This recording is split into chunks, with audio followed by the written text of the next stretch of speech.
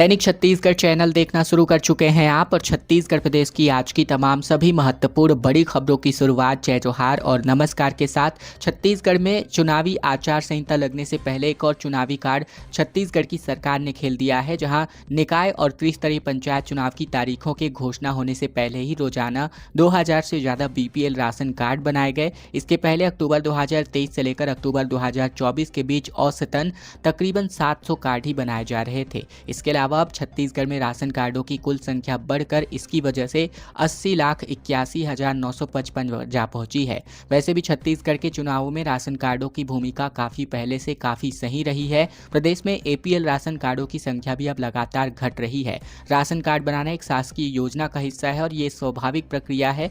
जिनके पास जरूरी दस्तावेज है उनका राशन कार्ड बनाया जाता है, लेकिन चुनाव के मद्देनजर ये प्रक्रिया जोरों शोरों से चल रही है। छत्तीसगढ़ में विधानसभा का बजट सत्र शुरू होने वाला है, जो 21 मार्च तक आयोजित होगा। दरअसल छत्तीसगढ़ में विधानसभा का बजट सत्र 24 फरवरी से शुरू होकर 21 मार्च तक आयोजित होगा और इस सत्र के दौरान कुल 17 बैठकें होनी प्रस्तावित है। साय सरकार का ये दूसरा बजट सत्र है, जिसको लेकर विधानसभा सचिवालय ने बीते दिन अधिसूचना जारी कर दी है। राज्यपाल रामेन डेका के भाषण से इस सत्र की शुरुआत होगी। इसके अलावा बात करें इसके बाद सत्र के दौरान ही वित्तीय वर्ष 2025-26 का बजट भी पेश किया जाएगा। माना जा रहा है कि इस सत्र में मोदी की गारंटी को लेकर बड़ी योजनाएं आ सकती हैं। इसके अलावा पहला बजट जो है छत्तीसगढ़ में 1,47,000 करोड़ का जो है पेश किया गया था, जहां वित्त मंत्री ओपी चौधरी ने ये बजट ज्ञान के नाम से पेश किया हुआ था। कोंडागांव में शिशु संरक्षण माह की शुरुआत हो चुकी है। दरअसल छत्तीसगढ़ में अब शिशु संरक्षण माह की शुरुआत करी गई है, जिसके अंतर्गत 1,10,000 से अधिक बच्चों को विटामिन ए और आयरन फोलिक एसिड का लाभ मिलने वाला है। 9 महीने से 5 वर्ष तक के बच्चों को हर 6 महीने में विटामिन ए और आयरन फोलिक एसिड सिरप दिया जाएगा। कलेक्टर कुणाल दुधावत के मार्गदर्शन में चलने वाले इस कार्यक्रम का मुख्य उद्देश्य बच्चों में होने वाले आँख से संबंधित बीमारियां जैसे कि मोतियाबिंद, रतौंधी, बिटॉट स्पॉट और एनीमिया की रोकथाम करना है।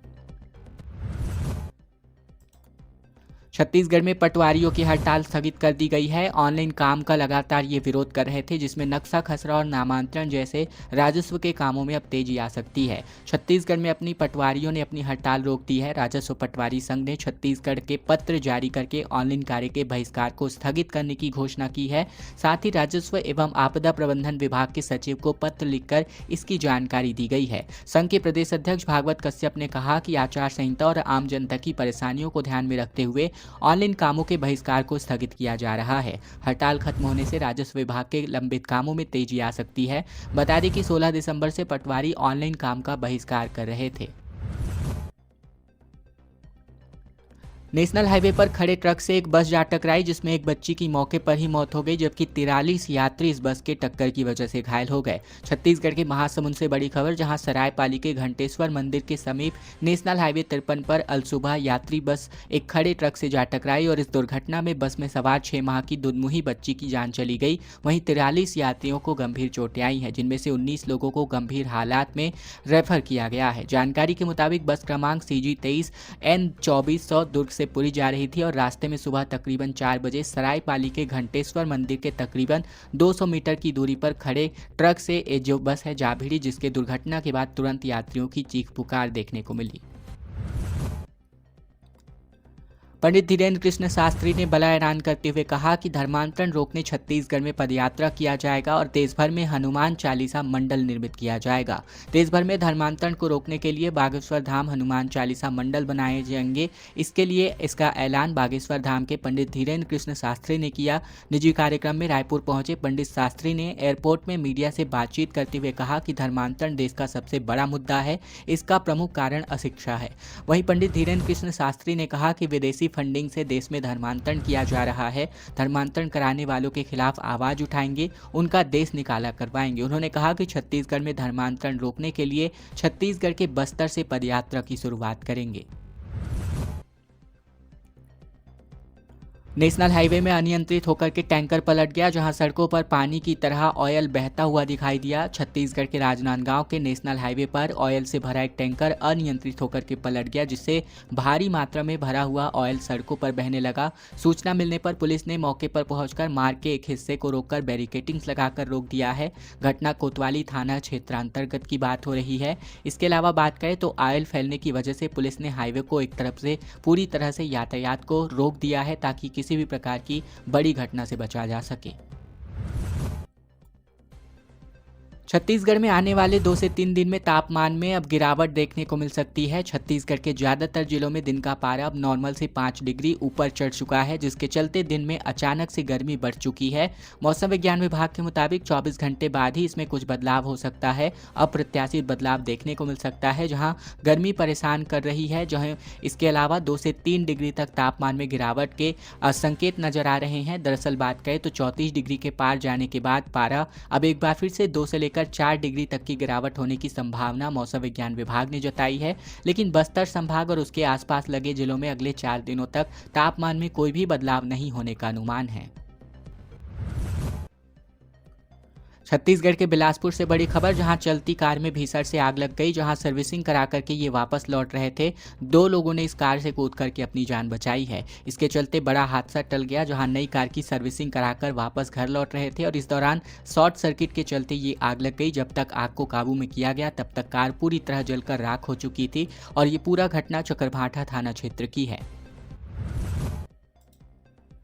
खबर रायगढ़ से, जहां स्कूल में 2 अजगर जो है देखने को मिले, जिसका वीडियो सोशल मीडिया पर अब वायरल है। स्कूल का ये मामला है, जहां एक 9 फीट का जबकि दूसरा 6 फीट लंबा दिखाई दिया। स्टोर रूम में कुंडली मार करके ये अजगर बैठे हुए थे। छत्तीसगढ़ के रायगढ़ में एक प्राइवेट स्कूल के स्टोर रूम में 2 अजगर देखे गए। हालांकि जो है पहले एक अजगर दिखाने की सूचना पर जो है वन विभाग के कर्मचारी और सांप रेस्क्यू टीम के साथ सदस्यों के साथ मौके पर पहुंचे थे और जैसे ही रेस्क्यू का ऑपरेशन शुरू किया गया, उन्हें एक नहीं बल्कि 2 अजगर यहां पर से मिले हैं। जानकारी के मुताबिक बुधवार को साधुराम विद्या मंदिर स्कूल की छुट्टी होने के बाद से स्टोर रूम में कुछ सामान को शिफ्ट किया जा रहा था। तभी शाम तकरीबन 4:30 बजे के आसपास स्कूल के स्टाफ की नज़र अजगर पर पड़ी। पद्मश्री वैद्यराज समेत कुल 6 लोगों को मारने का फरमान नक्सलियों ने जारी किया है। नारायणपुर के नक्सलियों ने पर्चा जारी करके ये धमकी भरे पत्र लिखे हैं। छत्तीसगढ़ के नारायणपुर जिले के नक्सलियों ने पद्मश्री वैद्यराज हेमचंद मांझी समेत कुल 6 लोगों को जन अदालत में मारने का फरमान जारी किया है। नक्सलियों ने आरोप लगाया है कि ये सभी माइंस की दलाली और पुलिस कैंप का समर्थन कर रहे हैं। तब तक गाँव के बाहर रहेंगे, इन्हें जन अदालत में मौत की सजा दी जाएगी। नक्सलियों की पूर्व बस्तर डिवीजन कमेटी ने नारायणपुर के धौड़ाई के पास ये पर्चा फेंका है, जिसमें लिखा है कि आमदाई खदान का समर्थन और मदद करने वाले लोगों को मार डालेंगे। इनमें वैद्यराज हेमचंद मांझी जो कि पद्मश्री हैं, इसके अलावा सरपंच हरिराम मांझी, नारायण नाग, तिलक बेलसरिया और साथ ही परिवहन संघ के अध्यक्ष शरद और रामेश्वर बघेल दलाल शामिल किए गए हैं। खबर रायपुर से, जहां भूपेश बघेल ने राज्य निर्वाचन आयोग को एक चिट्ठी लिखी है, जिसमें पूछा गया है कि बिना वीवीपैट के निष्पक्ष चुनाव कैसे कराया जाएगा। छत्तीसगढ़ के पूर्व मुख्यमंत्री भूपेश बघेल ने राज्य निर्वाचन आयुक्त को एक चिट्ठी लिखी है, जिसमें उन्होंने निकाय चुनाव की प्रक्रिया को लेकर आयोग से सवाल पूछे हैं, जिसमें वीवीपैट मशीनों के इस्तेमाल नहीं किए जाने, एक ही ईवीएम में 2 पदों के लिए वोटिंग कराने और मशीनों की प्रोग्रामिंग और एजेंसी समेत नतीजों की घोषणा को लेकर सवाल खड़े किए गए हैं। हालांकि ये लेटर भेजे जाने के बाद सीएम विष्णुदेव साय ने चुनाव निष्पक्ष कराए जाने का दावा किया है। इसके अलावा बघेल ने चुनाव में इस्तेमाल होने वाली ईवीएम और वीवीपैट मशीन के इस्तेमाल की पूरी प्रक्रिया को स्पष्ट करने को भी कहा है। खबर रायपुर से, जहां टिकट फाइनल करने के लिए लगातार सचिन पायलट दौरे पर हैं, जहां चुनाव समिति की बैठक के बाद प्रत्याशियों का ऐलान किया जा सकता है। रायपुर मेयर के लिए 13 नामों का पैनल इस वक्त दिखाई दे रहा है। छत्तीसगढ़ में नगरीय निकाय चुनाव के लिए कांग्रेस प्रत्याशियों के नामों की लिस्ट जो है तय कर दी जाएगी, लेकिन प्रदेश प्रभारी सचिन पायलट की मौजूदगी में राजीव भवन में चुनाव समिति की बड़ी बैठक होने वाली है, जिसमें टिकट फाइनल किए जाएंगे। बैठक में शामिल होने वाले सचिन पायलट आज सुबह जो है 8:45 पर रायपुर पहुंचेंगे, जहां वे 11:30 बजे प्रदेश चुनाव समिति की बैठक लेंगे और इसके बाद शाम 6 बजे दिल्ली के लिए रवाना होंगे। जानकारी के मुताबिक 25 जनवरी की रात या फिर 26 जनवरी को प्रत्याशियों के नामों का ऐलान कर दिया जाएगा। छत्तीसगढ़ में धान खरीदी का आंकड़ा 145 लाख मीट्रिक टन के पार पहुंच चुका है। दरअसल छत्तीसगढ़ में रिकॉर्ड स्तर पर धान खरीदी हुई है, जहां इस वर्ष जो है आज दिनांक तक धान खरीदी का आंकड़ा 145 लाख मीट्रिक टन को पार कर चुका है। पिछले साल ये आंकड़ा 144.92 लाख मीट्रिक टन का था। 14 नवंबर से धान खरीदी का सिलसिला जारी है। इसके अलावा बात करें तो राज्य सरकार ने इस खरीफ वर्ष के लिए 27,78,000 किसानों की ओर से पंजीयन कराया है, जिसमें 1,59,000 किसान शामिल है। इस वर्ष 2,739 उपार्जन केंद्रों के माध्यम से 160 लाख मीट्रिक टन धान खरीदी का अनुमान लगाया गया है। खबर छत्तीसगढ़ के रायपुर से, जहां कोर्ट कचहरी के मामले में 2 करोड़ रुपए खर्च किए गए और अब चुनावी आचार संहिता की वजह से बीएड सहायक शिक्षक ना तो प्रदर्शन कर पा रहे हैं और ना ही अपनी मांगों को लेकर किसी से व्यक्त कर पा रहे हैं। ये कहते बात करें तो लगातार जो है इनकी व्यथा इतनी हो गई है कि सरकार के पुलिस से इनके लाठी खानी पड़ रही है। इसके अलावा बात करें तो लगातार IT इंजीनियर की जॉब को छोड़कर कोई बेरोजगार हो चुका है, कोई सहायक शिक्षक बना तो किसी ने अपने KVS की नौकरी को छोड़कर इस सहायक शिक्षक के पद को चुना और अब वे बेरोजगार हो चुके हैं। ऐसे में बात करें तो किसी का कहना है कि वो 40,000 की सैलरी में 30,000 का किस्त भर रहा था, अब वो कैसे जो है अपना किस्त भरेगा। इसके अलावा आप तस्वीरों के माध्यम से देख सकते हैं कि कैसे ये लोग रिफ्यूजी कैंप C की जगह पर महिलाएं ठहरी हुई हैं, जहां पर बात करें तो एक शिक्षक ने बताया कि रात के वक्त धरना स्थल पर केवल पुरुष कैंडिडेट्स ही रुकते हैं, जबकि कुछ ही दूरी पर 3 सामुदायिक भवन बुक है, जिनमें तकरीबन 500 महिलाओं के ठहरने का इंतजाम अलग से किया गया था। बात करें तो लगातार इनकी व्यवस्था सरकार के सामने अब जो है सरकार गूंगी बहरी के तौर पर नजर आ रही है, जहां इनकी समस्याओं को सुनने के बजाय सरकार अब इन पर जो है लाठीचार्ज करवाने को मजबूर है। छत्तीसगढ़ के जांजगीर चांपा से बड़ी खबर, जहां ACB ने राजस्व निरीक्षक को 30,000 रुपए का रिश्वत लेते हुए पकड़ा है। सक्ती के किसान की शिकायत पर यह कार्यवाही करी गई। छत्तीसगढ़ के सक्ती जिले के जयजयपुर में किसान की शिकायत पर एंटी करप्शन ब्यूरो ने राजस्व निरीक्षक को रिश्वत लेते रंगे हाथों गिरफ्तार किया है। आरोपी राजस्व निरीक्षक बद्री नारायण जांगड़े ने शिकायतकर्ता से जमीन के सीमांकन के लिए 1 लाख रुपए की रिश्वत मांगी थी। किसान ने इसकी सूचना ACB बिलासपुर को दी, जहां ACB ने जाल बिछाकर आरोपी अधिकारी को जयजयपुर में गिरफ्तार कर लिया है। खबर दंतेवाड़ा से, जहां 5 करोड़ के भ्रष्टाचार का मामला सामने आ रहा है। CHC का उन्नयन 5 करोड़ की लागत से किया गया। इतने में तो नई बिल्डिंग बन जाती, जहां दंतेवाड़ा के गीदम मॉडल अस्पताल में 1 करोड़ की OT बनाई गई है। छत्तीसगढ़ में दंतेवाड़ा जिले के गीदम में स्थित 30 बस्तर के सामुदायिक स्वास्थ्य केंद्र के उन्नयन यानी अपग्रेडेशन और ट्रॉमा सेंटर के लिए 4 करोड़ 90 लाख रुपए खर्च किए गए हैं। इनमें से 1.5 करोड़ रुपए तो सिर्फ ट्रॉमा सेंटर के नाम पर खर्च किए गए हैं। फिर भी सामुदायिक स्वास्थ्य केंद्र में वो सुविधाएं उपलब्ध नहीं है जो मॉडल अस्पताल और ट्रॉमा सेंटर में होनी चाहिए। इसके अलावा SDO का कहना है कि 4 करोड़ 90 लाख रुपए में लगभग 200 से 250 बेड का नया अस्पताल बन जाता है। छत्तीसगढ़ के राजनांदगांव में 1 करोड़ 74 लाख रुपए के मादक पदार्थों का जमीन में दफना करके निस्तारण किया गया। छत्तीसगढ़ के राजनांदगांव रेंज में पुलिस ने मादक पदार्थों के खिलाफ कार्यवाही करते हुए 1 करोड़ 74 लाख रुपए के नशीले पदार्थों को नष्ट किया है। इस कार्यवाही में कुल 110 प्रकरणों में जब्त मादक पदार्थों का जमीन में दफनाना शामिल है। राजनांदगांव जिले में सबसे अधिक 70 प्रकरण दर्ज किए गए थे, जहां 1033 किलोग्राम गांजा, 2548 किलोग्राम ब्राउन शुगर, इसके अलावा नग जो है 235 नग सिरप, जबकि 4032 नग कैप्सूल और 60 नग टैबलेट शामिल हैं।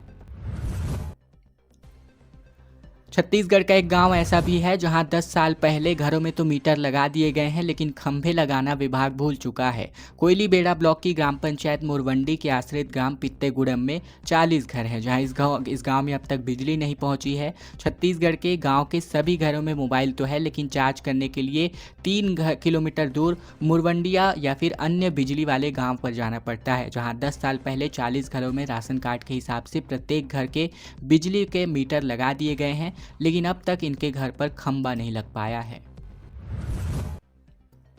बागेश्वर धाम के पीठाधीश्वर धीरेन्द्र कृष्ण शास्त्री ने कहा कि छत्तीसगढ़ में भी शराबबंदी होनी चाहिए। मध्य प्रदेश में धार्मिक नगरों में शराबबंदी की घोषणा पर मुख्यमंत्री मोहन यादव की तारीफ करते हुए पंडित धीरेन्द्र कृष्ण शास्त्री ने कहा कि मध्य प्रदेश में हुआ है, छत्तीसगढ़ में भी शराबबंदी होनी चाहिए। छत्तीसगढ़ के मुख्यमंत्री बहुत ही सरल और सज्जन व्यक्ति हैं। मैं उनसे राजिम में होने वाले कुंभ के दौरान शराबबंदी पर बातचीत करूंगा।